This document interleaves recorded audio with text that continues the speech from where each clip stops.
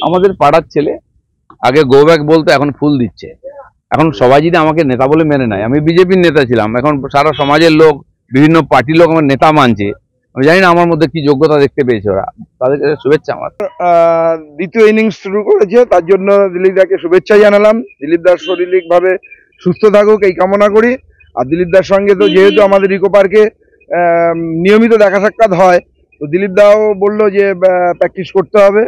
আর আমি বললাম দিলীপ দা খেলা হবে, বললো হ্যাঁ খেলা তো হবেই, দেখা যাক সামনের দিনে কতটা বড় খেলা হতে পারে। আজকের দিনে কেন শুভেচ্ছা? না, আজকের দিনের জন্য শুভেচ্ছা না, যেহেতু দিলীপ দা দ্বিতীয় ইনিংস শুরু করার পরে, অর্থাৎ বিয়ে করার পরে আজকে আমার সঙ্গে প্রথম দেখা হলো বলেই তাকে আমরা শুভেচ্ছা জানালাম।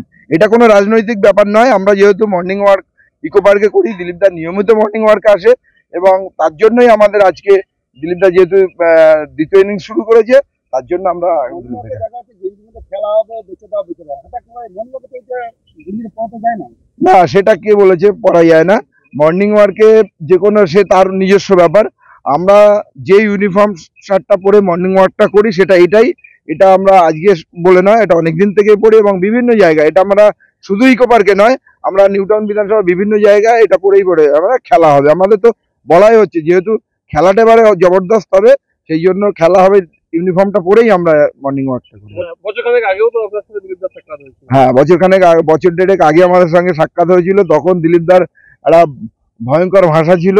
তো যাই হোক, এখন দিলীপ দা অনেক ভালো কথা বললো আজকে। সেদিনকে তো অনেক মানে রাগান্বিত স্বরে অনেক কিছু বলেছিল, আজকে কিন্তু সেটা দেখতে পেলাম না। আজকে অনেক দিলীপ দা অনেক শান্তভাবে, বরং খুব সুন্দরভাবে বললো। আর একটা দিলীপ দার কথাটা আমার আরো ভালো লাগলো, দিলীপ দা সেদিন বলেছিল অনেক বেশি মোটা হয়ে গেছে, রোগা হতে হবে। তো আজকে দিলীপ দা বললো তুমি অনেকটা রোগা হয়েছে, 12 কেজির মতো কমেছে।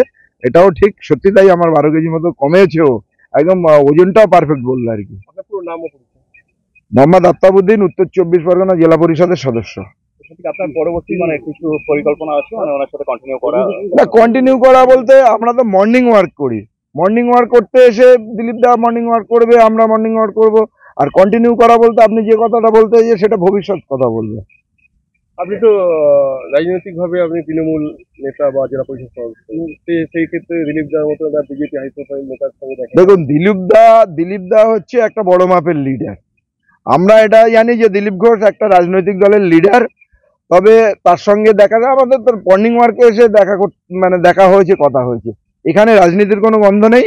তবে দিলীপ দার রাজনৈতিক পরিস্থিতি বর্তমানে যে জায়গায় যাচ্ছে, যে জায়গায় পরিস্থিতি দেখাচ্ছে, যে ভাষায় দিলীপ দা বাস্তবটা তুলে ধরছে বিজেপি সম্পর্কে, আমার মনে হয় দীর্ঘদিন বাদে দিলীপ দা একদম বর্তমানে রাজনৈতিকভাবে একদম সঠিক কথাগুলো বলছে।